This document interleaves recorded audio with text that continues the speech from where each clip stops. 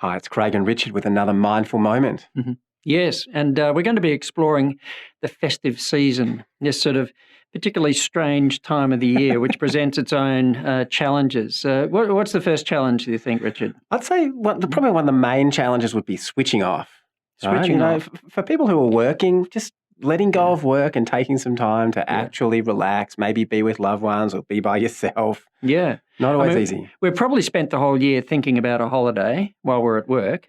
And now we go to a holiday and we're probably going to spend most of the time thinking about work. So the body's one place, but the mind is totally somewhere else.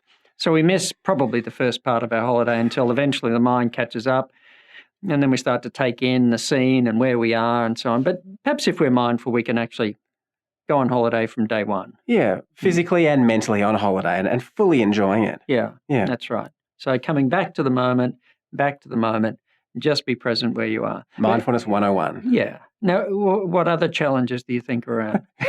Well, look, a lot of people find the holiday season to be quite a stressful time. You know, it's just a lot of people, spending time with family, but that can bring up a lot of things for people. Some people don't have family. They feel very alone over the season. Yeah. Some people are hanging out with their family and spending an intense period of time together and actually finding that not as easy as the postcards and the Christmas cards make it sound. And I think one of the challenges is leading up to Christmas.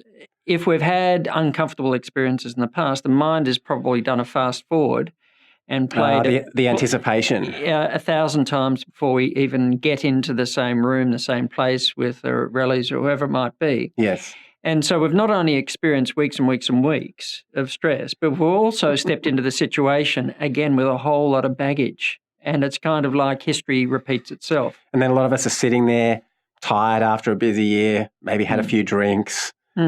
It doesn't help. And it all starts to come out. Yeah. So the holiday season is actually a time when a lot of people, as a psychologist, I get really busy. Yeah. A lot of people are starting to realize that there are perhaps some unresolved issues or they're feeling a bit stressed or anxious or unhappy. And so it's a time that, a lot of things come up. Yeah.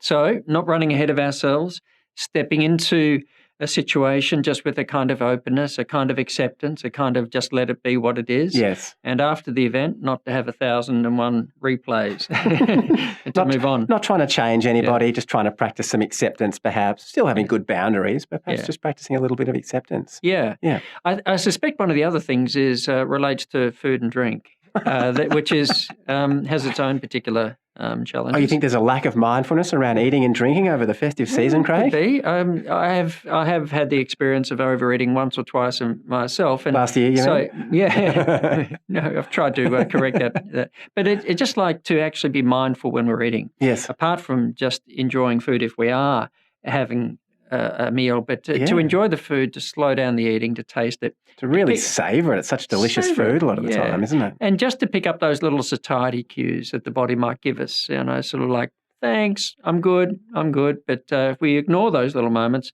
we go too far, not mindful, then there's a bit of pain after the pleasure, I suspect.